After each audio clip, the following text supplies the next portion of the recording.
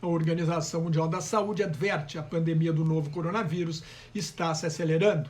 Já são 378 mil casos, 16.505 mortes e mais de 100 mil casos de cura. No Brasil, o total de casos dobra a cada 2 ou 3 dias. O Reino Unido, a Holanda, Israel, a Nova Zelândia e a África do Sul anunciaram medidas de confinamento obrigatório. O secretário-geral das Nações Unidas, o ex-primeiro-ministro português António Guterres, fez um apelo por um cessar-fogo mundial em todas as guerras para a humanidade se concentrar na guerra contra o vírus. E a recessão econômica pode ser a pior desde a Grande Depressão dos anos 1930. De Genebra veio o novo alerta do diretor-geral da Organização Mundial da Saúde, Tedros Adhanom.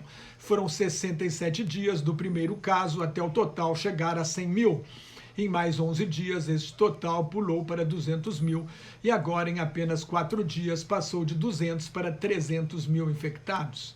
Mais uma vez, a OMS apelou aos países para que façam mais testes, isolem os infectados e rastreiem aqueles que tiveram contato com eles. Na Itália, o país com o maior número de mortes, o total passou de 6 mil. A Itália tem 63.927 casos, a taxa de mortalidade subiu para 9,5%. A boa notícia é que tanto o número de novos casos como de mortes por dia está diminuindo. Pode ser um sinal de que a epidemia chegou ao pico na Itália. A Espanha é a terceira em número de mortes, com mais de 35 mil casos e 2.311 mortes. Houve 462 mortes em 24 horas, a letalidade na Espanha é de quase 6,6%. No fim de semana, os Estados Unidos ultrapassaram a Espanha em número de casos, são 43.667 e 545 mortes, letalidade de 1,25%. O governador da Flórida mandou fechar todas as praias, mas o presidente Donald Trump se nega a decretar medidas nacionais de confinamento. Hoje, Trump declarou que os Estados Unidos não foram construídos para se fecharem.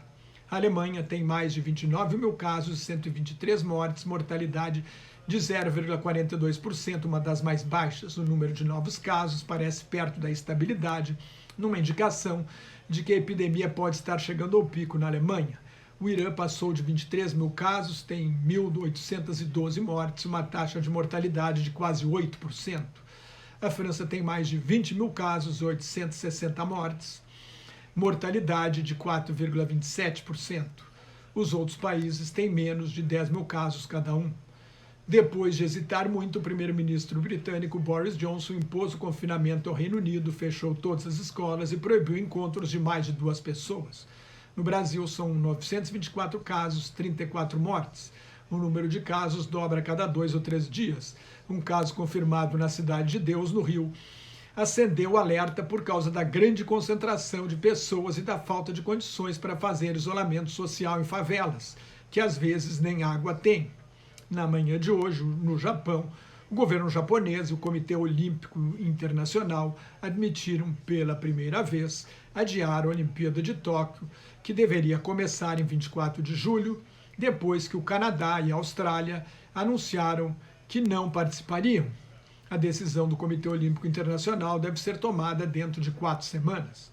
O cancelamento está afastado, talvez os Jogos de Tóquio fiquem para o próximo ano, como aconteceu com a Copa América e a Eurocopa.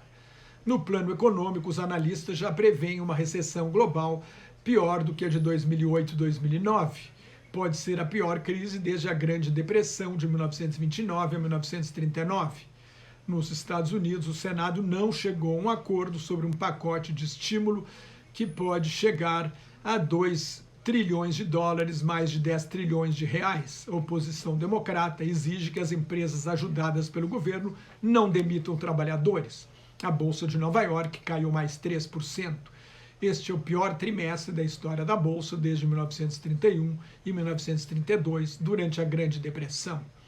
Há previsões de queda de até 14% na taxa anualizada do Produto Interno Bruto dos Estados Unidos no segundo trimestre.